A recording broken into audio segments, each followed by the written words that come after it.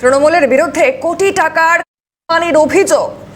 সরকার বদল হতেই ভয় কাটিয়ে অভিযোগ নিয়ে সরব গ্রামবাসী। ভুয়ো জব কার্ড থেকে নদী সংস্কারে কাটমানির অভিযোগ। কাটোয়ার করুই পঞ্চায়েতের ঘটনা। বাংলার রাজনীতিতে পালাবদল হয়েছে, ক্ষমতা হারিয়েছে তৃণমূল। ভয়মুক্ত বাংলার মানুষ। সরকার বদলাতেই একে একে সামনে আসছে তৃণমূলের বিরুদ্ধে ভুরি ভুরি দুর্নীতির অভিযোগ। ভুয়ো জব কার্ড থেকে নদী সংস্কারে কাটমানি, কোটি টাকার দুর্নীতির অভিযোগে তোলপাড় কাটোয়ার করুই পঞ্চায়েত। দীর্ঘদিনের আতঙ্ক কাটিয়ে শুক্রবার করুই পঞ্চায়েতে ডেপুটেশন জমা দেওয়ার পাশাপাশি কাটোয়া থানাতেও লিখিত অভিযোগ দায়ের করেন বহু গ্রামবাসী। অভিযোগ, 2016 সাল থেকে এলাকায় বহু মানুষের নামে ভুয়ো জব কার্ড তৈরি করা হয়। এরপর উপভোক্তাদের অনুমতি ছাড়াই একটি গ্রামীণ ব্যাংকে তাদের নামে অ্যাকাউন্ট খুলে সেখানে 100 দিনের কাজের টাকা ঢোকানো হতো। পরে সেই টাকা তুলে নেওয়া হতো।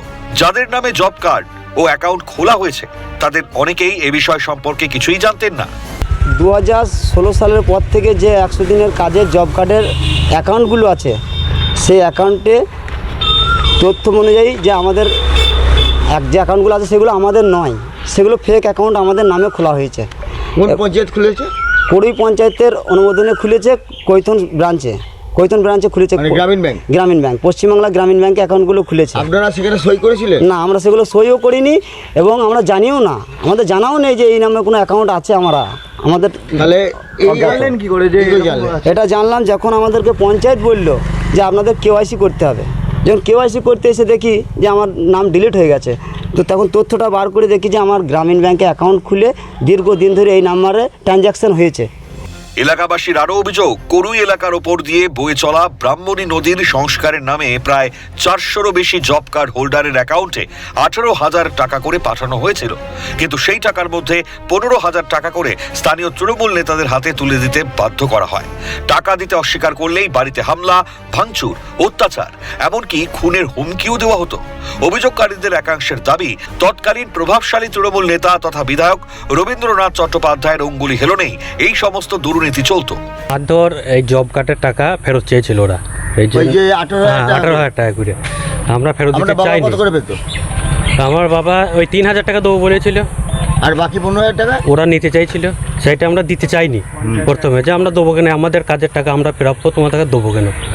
তারপরে এসে মারধর করে গিয়েছে রাতের অন্ধকারে, সমস্ত নেতৃত্ব মারধর করে গিয়েছে, ভাইকে মারধর করেছে, বাবা করেছে। অপূর্বকে অধিকার জানিয়ে কোনো সুরাহা নাই, আমাদের পৌঁছাতে দেয়নি।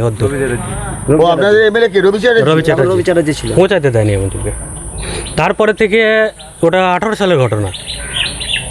তারপরে থেকে আমরা 100 দিনে কাজ করি নাই, কিন্তু সব জেনেও চুপ করেছিল। হ্যাঁ, সব জেনেও চুপ করছি, ওর ওটাই কাজ।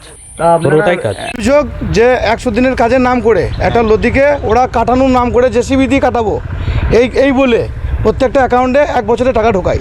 2018 সাল 19 সাল 18,000 টাকা করে জব কার্ড হোল্ডারকে দেয় 3,000 টাকা, আর 15,000 টাকা প্রত্যেকটা জব কার্ড হোল্ডার কাছে ওরা নেয়। 400 জব কার্ডের টাকা ওরা নিয়েছে।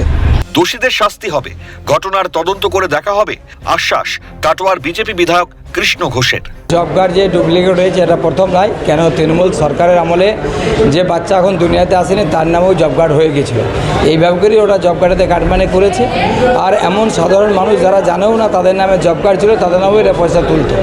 এইসব বিষয়ে তদন্ত হবে, নিশ্চিত তদন্ত দিতে হয়েছে। ব্রহ্মণী নদী যেখানে একটা মানুষের মাথা পিছু 15,000 করে কাটমানি খেয়েছে।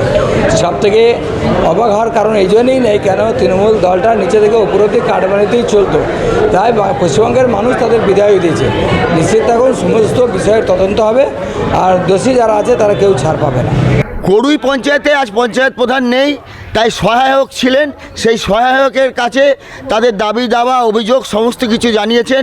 তিনি বলেছেন সমস্ত ব্যাপারটা খতিয়ে দেখব। এখন প্রশ্ন থেকে যাচ্ছে এতদিন কেন এই মানুষগুলো এখানে আসতে পারেনি। তারা বলছে যে আইনের শাসন তখন ছিল না, শাসকের আইন ছিল, তাই কিন্তু তারা সেখানে আসতে পারেনি। এক কথায় বলতে পারে আজ তারা খোলা হাওয়ায় নিঃশ্বাস নিতে পারছে, তাই তারা এসে অভিযোগ জানাতে পারছে। করুই গ্রাম থেকে অরূপ সেনগুপ্ত, ক্যালকাটা নিউজ।